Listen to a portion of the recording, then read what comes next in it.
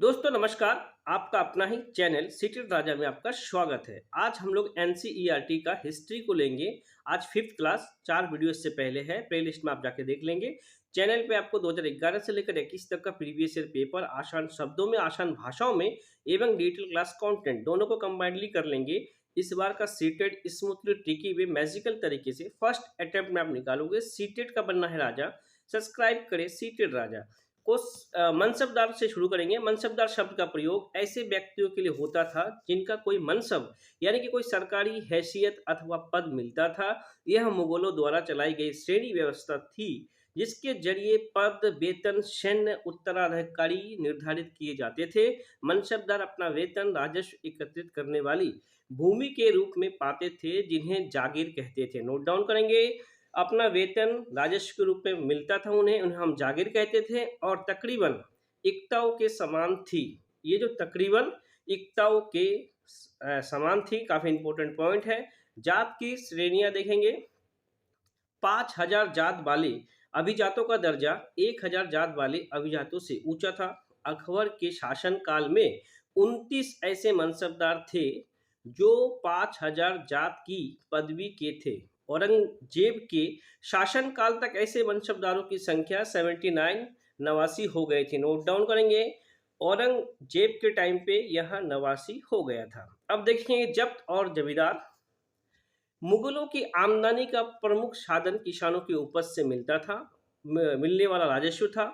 अधिकतर स्थानों पर किसान ग्रामीण कुलीनों यानी कि कुलीन के इन द सेंस मुखिया या स्थानीय सरदारों के माध्यम से राजस्व देते थे। समस्त मददशों के लिए, चाहे वो स्थानीय ग्रामीण वो मुखिया हो या फिर शक्तिशाली सरदार हो, मुगल एक ही शब्द जमींदार का प्रयोग करते थे। नोट डाउन करेंगे, इंपॉर्टेंट पॉइंट है। अब देखेंगे अकबर के राजस्व मंत्री टोडरमल। सबसे पहला क्वेश्चन तो यहाँ पे क्रिएट हो रहा है। अकबर के राजस्व मंत्री का नाम टोडरमल थे। ने 10 साल 1570 से 80 की कालावधि के लिए कृषि की पैदावार, कीमतों और कृषि भूमि का सावधानी पूर्वक सर्वेक्षण किया। इन आंकड़ों के आधार पे प्रत्येक फसल पर नगद के रूप में कर यानी कि राजस्व निश्चित कर दिया गया। प्रत्येक सूबे प्रांतों को राजस्व मंडल में बांटा गया। प्रत्येक की हर फसल के लिए राजस्व दर की अलग सूची बनाई गई। राजस्व प्राप्त करने की इन व्यवस्था को जब्त कहा जाता था। नोट डाउन करेंगे। राजस्व प्राप्त करने का इस विधि को जब्त कहा जाता था। अब देखेंगे इंपॉर्टेंट पॉइंट, अकबरनामा और आईने अकबरी। इससे क्वेश्चंस काफी रिपीट होता है। अकबर ने अपने करीबी मित्र और दरबारी अबुल फजल, नोट डाउन करेंगे, अबुल फजल को आदेश दिया वह उसके शासन काल का इतिहास लिखे। अबुल फजल ने यह इतिहास 3 जिंदों में लिखा और इसका शीर्षक है अकबरनामा।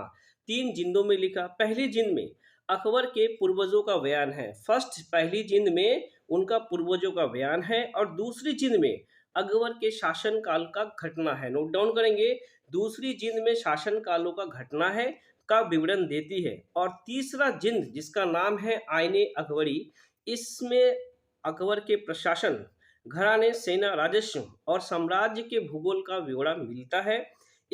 इसमें समकालीन भारत के लोगों का परंपराओं और संस्कृतियों का भी विस्तृत वर्णन है। आईने अकबरी में आईने अकबरी का सबसे रोचक आयाम यह है और विविध प्रकार के चीजों, फसलों, पैदावार, कीमत, मजदूरी, राजस्व का सांख्यिकीय विवरण था आईने अकबरी।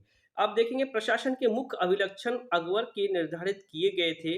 इनका विस्तृत वर्णन अबुल फजल की अकबरनामा, नोट डाउन करेंगे, अबुल फजल की अकबरनामा विशेषकर आईने अकबरी में मिलता है। अबुल फजल के अनुसार साम्राज्य कई प्रांतों में बटा हुआ था जिन्हें सूबा कहते हैं। कई प्रांतों में जो साम्राज्य बटा हुआ था उन्हें हम सूबा कहते। सूबों के प्रशासक सूबेदार कहलाते थे जो राजनीतिक और सैनिक दोनों प्रकार के कार्यों का निर्वाह करते थे। प्रत्येक प्रांत में एक वित्तीय अधिकारी भी होता था। वित्तीय अधिकारी को दीवान कहते थे। क्या कहते थे? दीवान। अब कुछ इंपॉर्टेंट पॉइंट लेंगे। सुलह ए कुल, अकबर की सुलह ए कुल की नीति का उसके पुत्र जहांगीर, एक तो अकबर का पुत्र कौन? जहांगीर ने इसका वर्णन किया। ईश्वरीय अनुकंपा के विस्तृत आंचल में सभी वर्गों और सभी धर्मों के अनुयायी की एक जगह है।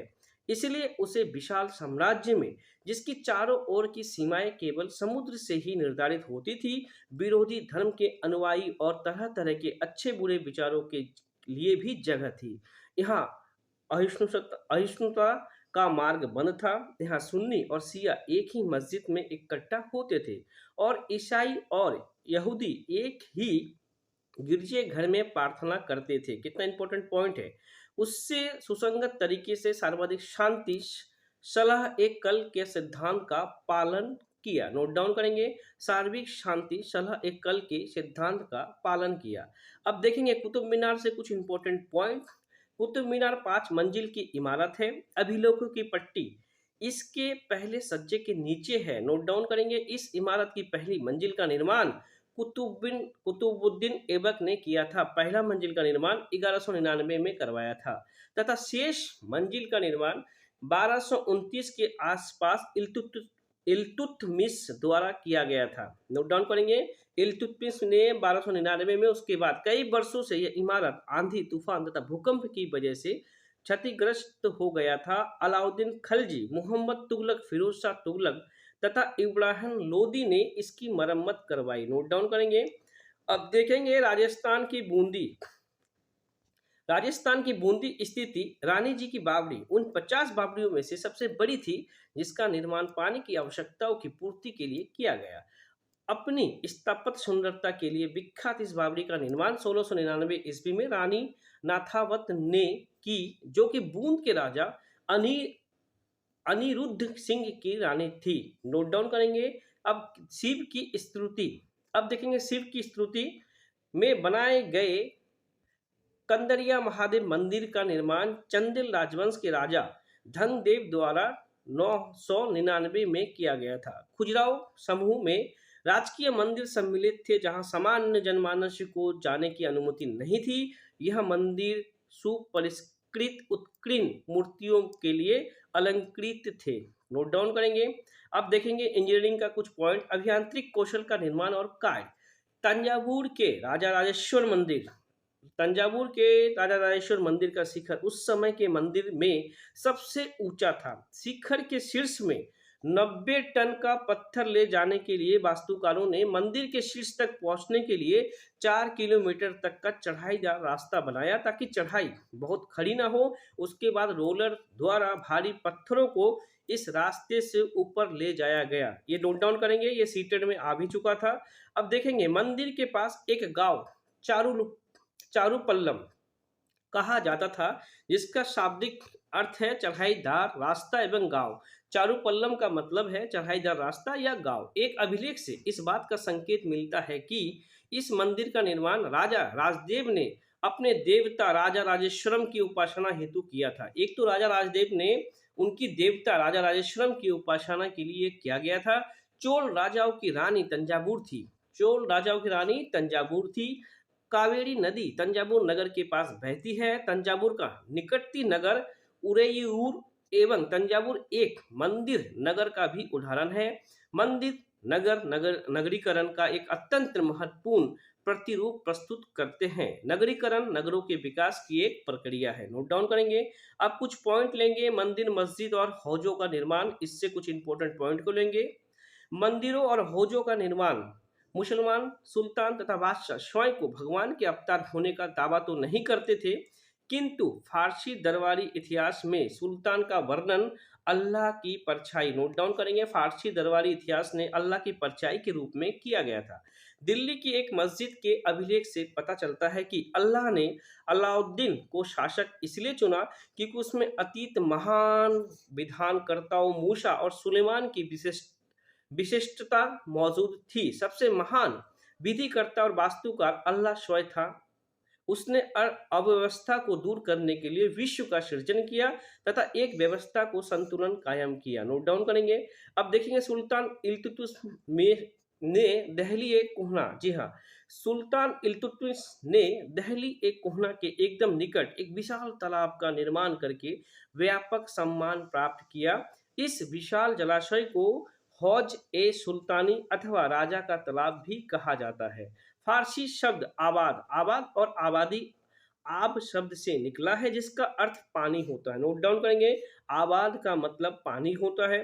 आबाद शब्द उस जगह के लिए इस्तेमाल होता है जहां बसावट हो। इसका एक अन्य अर्थ खुशहाली भी होता है। आबादी का अर्थ जनसंख्या और समृद्धि दोनों ही है। नोट डाउन करेंगे, राजा मंदिरों का निर्माण अपनी शक्ति, धन संपदा और ईश्वर के प्रति निष्ठा के प्रदर्शन हेतु करते थे। ऐसे में यह बात आश्चर्यजनक नहीं लगती थी कि जब उन्होंने एक दूसरे के राज्यों पर आक्रमण किया तो उन्होंने प्राय ऐसी इमारतों का निशाना साधा। 9वीं शताब्दी के आरंभ में जब पांड्यन राजा श्रीवल्लभ ने श्रीलंका पे आक्रमण कर राजा सेन 831 से 851 को पराजित किया था, उसके विषय में बौद्ध भिक्षु और इतिहासकार धम्मकित्ती नोट डाउन करेंगे। एक तो बौद्ध भिक्षु के इतिहासकार कौन थे? धम्मकित्ती ने लिखा, सारी बहुमूल्य चीजें वह ले गया, रत्न महल में रखी स्वर्ण की बनी बुद्ध की मूर्ति और विभिन्न मठों में रखी सोने की प्रतिमाएं, इन सभी को उसने जब्त कर लिया। जी हाँ, अब अगले सिंहली शासन देव द्वितीय नोट डाउन करेंगे और इसने पांड्यों की राजधानी मदुरई पे आक्रमण करने का आदेश दिया। बौद्ध इतिहासकारों ने लिखा है कि इस अभियान में बुद्ध की स्वर्ण की मूर्ति को भी ढूंढ निकालने तथा वापस लाने हेतु महत्वपूर्ण प्रयास किए गए। 11वीं शताब्दी के आरंभ में चोल राजेंद्र प्रथम, जी हाँ, चोल राजेंद्र प्रथम अपनी राजधानी में शिव मंदिर का निर्माण कराया। नोट डाउन करेंगे, चोल राजेंद्र प्रथम ने शिव मंदिर का निर्माण कराया। उसने पराजित शासकों को जब्त की गई उत्कृष्ट प्रतिमा से इसे भर दिया। इसमें निम्न चीजें सम्मिलित थी: चालुक्यों से प्राप्त एक सूर्य पट्टिका, एक गणेश की मूर्ति, दुर्गा की कई मूर्तियां, पूर्वी चालुक्यों से प्राप्त एक नंदी मूर्ति, उड़ीसा के कलिंगों से प्राप्त भैरव शिव का एक रूप तथा भैरवी का एक प्रतिमा तथा बंगाल के पालों से प्राप्त काली की मूर्ति। काफी नोट डाउन करेंगे इन। अब मंदिरों के कर्ता धर्ता मंदिरों को धन को व्यवहार एवं शाहूकारी में लगाते थे। समय के साथ साथ बड़ी संख्या में पुरोहित, पुजारी, कामगार, शिल्पी, व्यापारी आदि मंदिर तथा उसके दार्शनिकों एवं तीर्थ यात्रियों की आवश्यकताओं को पूरा करने के लिए मंदिर के आसपास बसते थे। इस प्रकार का मंदिर नगरों का विकास हुआ, जैसे मध्य प्रदेश में भिलस्वामिन, भिलसा या विदिशा और गुजरात में सोमनाथ। कुछ अन्य महत्वपूर्ण मंदिर नगर तमिलनाडु में कंचीपुरम में मुदेरे और आंध्र प्रदेश में तिरुपति। नोट डाउन करेंगे। अब देखेंगे तीर्थ स्थल भी धीरे धीरे नगरों का रूप में विकसित हो गया था। वृंदावन उत्तर प्रदेश और तिरुवन्नमलाई तमिलनाडु, काफी अल्टर नाम है, तिरुवन्नमलाई तमिलनाडु ऐसे नगरों के दो उदाहरण हैं। अजमेर राजस्थान में 12वीं शताब्दी में चौहान राजाओं की राजधानी अजमेर थी और आगे चलकर मुगल के शासक में सूबा मुख्यालय बन गया। सूबा जो है वो मुख्यालय बन गया।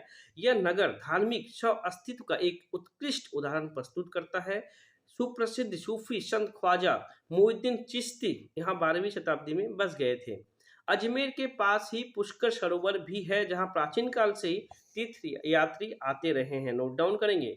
अब देखेंगे बाग, मकबरे तथा किले। बाग से काफी क्वेश्चंस एक बार आ भी चुका था सीटेट में। मुगलों के अधीन वास्तुकला और अधिक जटिल हो गई थी। बाबर, हुमायूं, अकबर, जहांगीर और विशेष रूप से शाहजहां साहित्य का कला के वास्तुकला में व्यक्तिगत रुचि लेते थे। नोट डाउन करेंगे।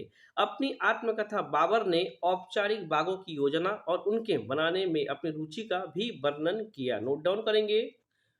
हुमायूं के मकबरे का निर्माण लाल बलुआ पत्थर से हुआ तथा इसके किनारे सफेद संगमरमर के बने थे। नोट डाउन करेंगे। सफेद संगमरमर से इसके किनारे बने हुए थे। शाहजहां बादशाह के सिंहासन के पीछे पित्रा के जड़ाऊ काम की एक श्रृंखला बनाई गई थी, जिसमें पौराणिक यूनानी देवता अफिसियस को बीना बजाते हुए चित्रित किया गया था। ऐसा माना जाता था कि अफियस का संगीत आक्रमण जानवरों को भी शांत कर सकता है और शांतिपूर्ण एक दूसरे के साथ रहने लगे हैं। नोट डाउन करेंगे।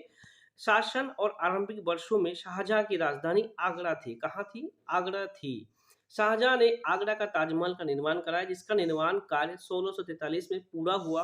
पित्रा उत्कीर्ण संगमरमर अथवा बलुआ पत्थर पर रंगीन ठोस पदार्थों को दबाकर बनाया गया सुंदर अलंकृत नमूना ही पित्रा कहते हैं। अब देखेंगे अकबर की राजधानी फतेहपुर सिकरी फतेहपुर सीकरी की कई इमारतें पर गुजरात एवं मालवा की वास्तुकला शैलियों का भी प्रभाव दिखा। जोधाबाई महल फतेहपुर सीकरी में है। यह गुजरात क्षेत्र के वास्तुकला एवं परंपराओं को प्रभावित भी करती है। नोट डाउन करेंगे। अब देखेंगे चर्च। 12वीं शताब्दी फ्रांस में आरंभिक भवनों की तुलना में अधिक ऊंचे और हल्के चर्चों के निर्माण के प्रयास शुरू हुए। वास्तुकला की यह शैली गोथिक नाम से जानी जाती थी। यह शैली गोथिक नाम से जानी जाती थी। इस शैली की विशिष्ट है नुकीले ऊंचे मेहराब रंगीन कांच का प्रयोग, जिसमें से प्राय बाइबल से लिए गए दृश्यों का चित्रण था तथा उड़ते हुए पुश्ते दूर से ही दिखने वाली ऊंची मीनार और घंटी बजाने वाला बुर्ज बाद में चर्च से जुड़े। अब देखेंगे काशा। जी हाँ, काशा घंटा धातु और लुप्त मोम तकनीक। काशा एक मिश्र धातु है जो कि तांबे और रांगे यानी कि टीन के मेल से बनती है। घंटा धातु में रांगे का अनुपात किसी भी अन्य किस्म के कांसे से अधिक है। यह घंटे जैसी ध्वनि उत्पन्न करती है। चोल कालीन कांस्य मूर्ति लुप्त मोम तकनीक से बनाई जाती थी। चोल कालीन की कांस्य मूर्ति नोट डाउन करेंगे। अब देखेंगे व्यापारियों का संघ। इनसे इंपॉर्टेंट कुछ टॉपिक। व्यापारियों को अनेक राज्यों तथा जंगलों से होकर गुजरना पड़ता था, इसलिए वे आमतौर पर काफिले बनाकर एक साथ यात्रा करते थे। अपने हितों की रक्षा के लिए व्यापार संघ गिल्ड बनाते थे। दक्षिण भारत में 8वीं शताब्दी और परवर्ती काल में अनेक ऐसे संघ थे। उनमें से प्रसिद्ध मणिग्रामम और नाना देशी।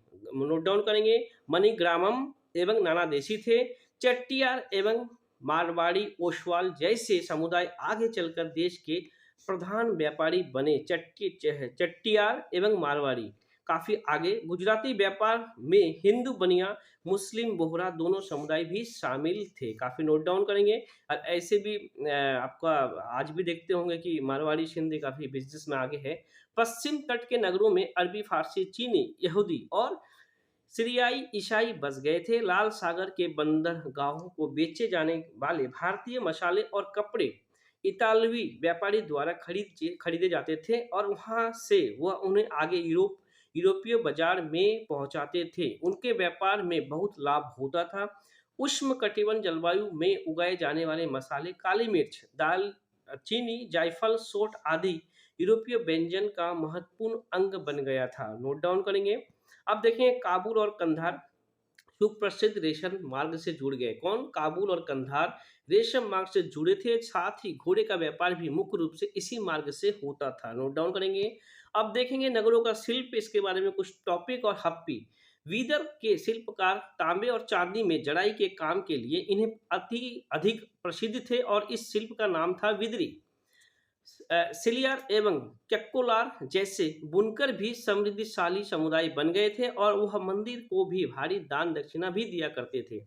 अब देखेंगे हप्पी। हप्पी नगर कृष्णा और तुंगभद्रा नदी के घाटी में स्थित है। हप्पी नगर, यह नगर 1336 में स्थापित विजयनगर साम्राज्य का केंद्र स्थल है। हप्पी के शानदार खंडहरों से पता चलता है कि उस शहर की किलेबंदी उच्च कोटि की थी। किले के दीवार के निर्माण में कहीं भी गाढ़े चूने जैसे किसी भी जोड़ने वाले मसाले का प्रयोग नहीं किया गया था और शिलाखंडों आपस में फंसाकर गूंथा गया था। नोट डाउन करेंगे। अब देखेंगे अपने शासन काल में विजयनगर के शासक जलाशय एवं नगरों का निर्माण में काफी रुचि ली। मालदेवी नदी के ऊपर 1.37 यानी कि 1 किलोमीटर 1.37 किलोमीटर लंबे मिट्टी के बांध वाले अंतराज सागर जलाशय का भी निर्माण हुआ। कृष्णादेव राय ने दो पहाड़ियों के बीच एक विशाल प्रस्तुत बांध का निर्माण विजयनगर के निकट एक विशाल झील के निर्माण के लिए किया, जहां से जल संतु एवं नहरों द्वारा बगीचों को और खेतों और की सिंचाई के लिए पहुंचाया जाता था। 1565 में दक्कनी सुल्तान गोलकुंडा, बीजापुर और अहमनगर, बरार और बीदर के शासकों के हाथ विजयनगर की पराजय के बाद हप्पी विनाश हो गया। अब देखेंगे सूरत। सूरत के बारे में कुछ इंपॉर्टेंट पॉइंट। सूरत ओरमुज की खाड़ी से होकर पश्चिम एशियाई के साथ व्यापार करने के लिए मुख्य द्वार था। सूरत को मक्का का प्रधान द्वार भी कहा जाता था क्योंकि बहुत से हज यात्री जहाज से ही रवाना होते थे। नोट डाउन करेंगे। इसे मक्का का प्रधान द्वार भी सूरत को कहा जाता था। सूरत एक सर्वदेशीय नगर था जहां सभी जातियों और धर्मों के लोग रहते थे। 17वीं शताब्दी में पुर्तगालियों में डचों और अंग्रेजों के कारखाने एवं माल गोदाम थे। अंग्रेज इतिहासकार ओविंगटन, नोट डाउन करेंगे, ओविंगटन एक अंग्रेज इतिहासकार है जो 1689 में सूरत बंदरगाह का वर्णन करते हुए लिखा कि किसी भी एक वक्त पर भिन्न भिन्न देशों के औसतन 100 जहाज इस बंदरगाह पर लंगर डाले खड़े देखे जा सकते हैं। सूरत के वस्त्र अपने सुनहरे गोटा किनारिया जड़ी के लिए प्रसिद्ध और उनके लिए पश्चिम एशियाई, अफ्रीका और यूरोप के बाजार में उपलब्ध थे। सूरत से जारी की गई हुंडियो, नोट डाउन करेंगे, हुंडियो एक ऐसा दस्तावेज है जिसमें एक व्यक्ति द्वारा जमा कराई गई रकम दर्ज थी जो कि दूर दूर मिस्र के काहिर, इराक में बसरा और बेल्जियम में एंटवर्प के बाजार में मान्यता थी। नोट डाउन करेंगे, मिस्र में काहिरा, इराक में बसरा और बेल्जियम में एंटवर्प बाजारों में उसकी मान्यता भी थी। 1668 अंग्रेजी ईस्ट इंडिया कंपनी ने सूरत में अपना मुख्यालय स्थापित किया। नोट डाउन करेंगे, ईस्ट इंडिया कंपनी का मुख्यालय कहाँ पे था? सूरत में था। और आज सूरत महत्वपूर्ण वाणिज्यिक केंद्र भी आज है। वाणिज्यिक केंद्र एक ऐसा स्थान जहां विभिन्न उत्पादन केंद्रों से आने वाला माल खरीदा और बेचा जाता है, ट्रेडिंग किया जाता है। नोट डाउन करेंगे। अब देखेंगे मुसलीपट्टम। मुसलीपट्टम पट्टनम नगर कृष्णा नदी के डेल्टा में स्थित है। यह आंध्र तट का सबसे महत्वपूर्ण पत्तन बन गया था। मुसलीपट्टम का किला हॉलैंड वासियों के लिए बनाया गया था। अंग्रेज ईस्ट इंडिया कंपनी के एक गुमाशते विलियम मैथवर्ड ने एक 1620 में मुसलीपट्टम का वर्णन किया था और यह गोलकुंडा का मुख्य पतन है जहां पे परम पूज्य ईस्ट इंडिया कंपनी अपना एजेंट रखती थी। पहले यह एक गरीब मछुआरा का नगर था। गोलकुंडा के कुतुबशाही शासकों ने कपड़े, मसाले और अन्य चीजों की बिक्री पर शाही एकाधिकार लागू किया जिससे कि वह व्यापार को पूरी तरह ईस्ट इंडिया कंपनी के हाथों में न चला जाए। जब कंपनी के व्यापारी बम्बई, वर्तमान मुंबई, कलकत्ता यानी कि वर्तमान कोलकाता और मद्रास, वर्तमान चेन्नई और 18वीं शताब्दी के दौरान उसका पतन हो गया। नए नगर और व्यापारी को चेक करेंगे। 18वीं शताब्दी में बम्बई, कलकत्ता और मद्रास नगरों का उदय हुआ। किस सदी में हुआ था? 18वीं सदी में हुआ, और जो कि आज प्रमुख महानगर भी है। शिल्प और वाणिज्य में बड़े बड़े परिवर्तन जब बुनकर जैसे कारीगर तथा सौदागर यूरोपीय कंपनी द्वारा इन नगरों में स्थापित ब्लैक टाउन्स में स्थानांतरित हो गए थे। ब्लैक यानी देशी व्यापारियों एवं शिल्पकारों को इन ब्लैक टाउन्स में सीमित कर दिया गया, जबकि गोरे शासकों ने मद्रास में फोर्ट सेंट जॉर्ज और कोलकाता में फोर्ट जेम्स विलियम की शानदार कोठियों में अपना आवास बनाए थे। अब देखेंगे वास्को डिगामा और क्रिस्टोफर कोलंबस के बारे में। 15वीं शताब्दी में यूरोपीय नाविक द्वारा समुद्री मार्ग खोजने के आधारभूत कार्य किए गए। उनमें से अनेक नाविक भारतीय उपमहाद्वीप तक पहुंचने का मार्ग खोजने और मसाले प्राप्त करने का इच्छा से प्रेरित थे। पुर्तगाली नाविक वास्को डिगामा अटलांटिक महासागर के साथ साथ यात्रा करते हुए कैप ऑफ गुड होप से निकलकर और हिंद महासागर को पार करके भारत पहुंचा। वास्को डिगामा उसे अपनी पहली यात्रा को पूरा करने के लिए 1 वर्ष से भी ज्यादा समय लगा था। नोट डाउन करेंगे। और वह 1498 में कालीकट, सबसे पहला कालीकट पहुंचा। अगले वर्ष पुर्तगाल की राजधानी लिम्बट लौट गया। इस समुद्री यात्रा के दौरान उसके 4 में से 2 जहाज नष्ट हो गए थे और 170 यात्रियों में से केवल 54 ही जीवित थे। इन प्रत्यक्ष खतरे के बावजूद जो मार्ग खोले गए अत्यंत लाभकारी सिद्ध हुए और उसके बाद तो अंग्रेज, हॉलैंडवासी, फ्रांसीसी नाविक ने भी उनका अनुकरण करना प्रारंभ कर दिया। भारत पहुंचने के लिए समुद्री मार्ग का खोज एक अन्य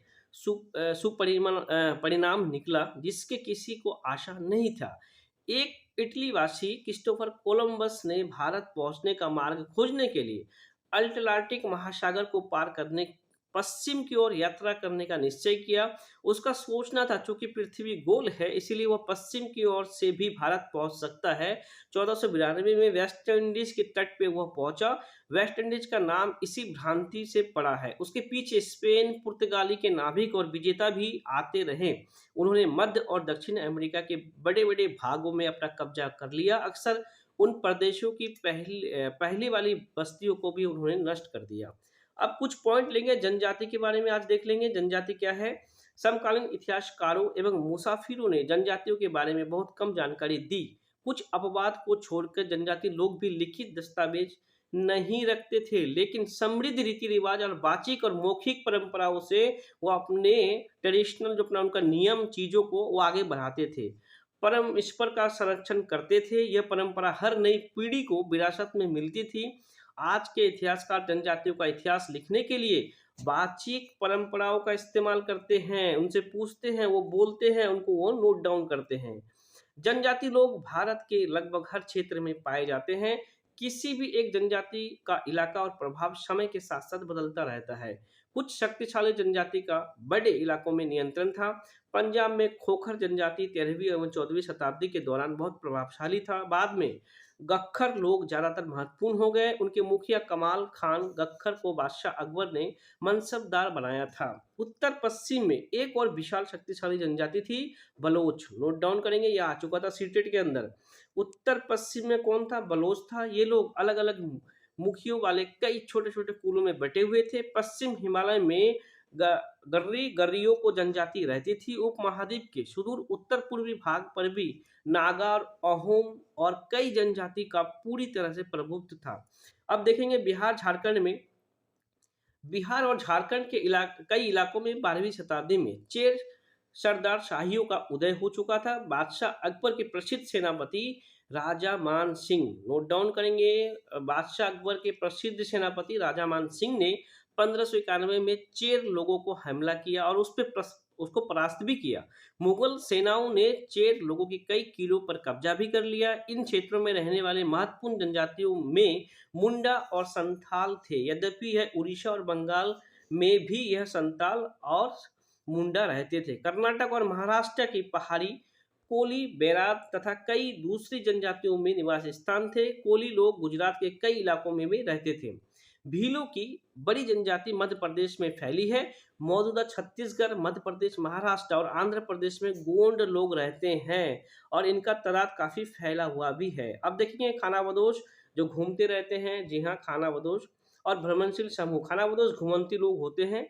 खानाबदोश चरवाहे अपने जानवरों के साथ साथ दूर दूर तक घूमते थे। उनका जीवन दूध और अन्य पशुचारी उत्पाद पे निर्भर था। वह खेतीहर गृहस्थ से अनाज, कपड़े, बर्तन और ऐसी चीजों के लिए ऊन, घी इत्यादि का विनिमय भी करते थे। उनमें से कई पशुचारी होते थे जो अपने रेवर और पशुवंद के साथ चरगाह घूमते रहते थे। अब देखेंगे बंजारे लोग सबसे महत्वपूर्ण खानाबदोश बंजारे थे। उनका कारवा टांडा कहलाता। उनका कारवा क्या कहते हैं? टांडा। सुल्तान अलाउद्दीन खिलजी बंजारों का ही इस्तेमाल नगर के बाजार तक अनाज की ढुलाई के लिए अलाउद्दीन खिलजी उनका इस्तेमाल करते थे। 17वीं शताब्दी के आरंभ में भारत आने वाले एक अंग्रेजी व्यापारी पीटर मंडी ने बाजारों का वर्णन किया। सुबह हमारी मुलाकात बाजारों की एक टांडा से हुई जिसने 14,000 बैल थे। टांडा इंदर से 14,000 बैल थे। सारे पशु गेहूं और चावल जैसे अनाज से लदे हुए थे। यह बंजारे लोग अपनी पूरी घर गृहस्थी, बीवी और बच्चे के साथ लेकर चलते हैं। एक टांडा में कई परिवार होते हैं। अब लिखेंगे गोंड लोग गोंडवाना नामक विशाल वन प्रदेश में रहते हैं। यह स्थानांतरित खेती, गोंड लोग क्या करते हैं? स्थानांतरित खेती अर्थात जगह बदल बदल कर खेती करते हैं। विशाल गोंड जनजाति कई छोटे छोटे कुलों में बटी हुई थी। प्रत्येक कुल का अपना राजा या राय होता था। जिस समय दिल्ली के सुल्तानों की ताकत घट रही थी, उसी समय बड़े बड़े गोंड छोटे छोटे सरदारों पे हावी होने लगे थे। अकबर के शासनकाल में एक इतिहासकार अकबरनामा में उल्लेखित है कि गढ़कंटक और गोंड राज्य में 70,000 गांव थे। गढ़कंटक और गोंड राजा अमनदास ने संग्राम शाह की उपाधि धारण की थी। नोट डाउन करेंगे, गोंड राजा के अमनदास ने संग्राम शाह की उपाधि धारण की। उसके पुत्र दलपत ने महोबा के चंदेल राजपूत राजा सलाउद्दीन की पुत्री राजकुमारी दुर्गावती से भी विवाह कर लिया था। अब देखेंगे दलगत की मृत्यु कम उम्र में हो गई थी। रानी दुर्गावती बहुत योग्य थी और उसने अपने 5 साल के पुत्र वीर नारायण के नाम पर शासन की कामना संभाली। उसके समय में राज्य का और अधिक विस्तार हुआ। 1565 में आसिफ खान के नेतृत्व में मुगल सेनाओं ने गढ़कंटक पे हमला कर दिया। रानी दुर्गावती ने इसका जमकर सामना भी किया। उसके हार हुई, फिर समर्पण करने के बजाय मर जाना बेहतर समझा। उसका पुत्र भी तुरंत बाद लड़ता हुआ मर गया। नोट डाउन करेंगे। अब देखेंगे अहोम। अहोम लोग मौजूदा म्यांमार से आकर 13वीं शताब्दी ब्रह्मपुत्र घाटी में आकर बस गए थे।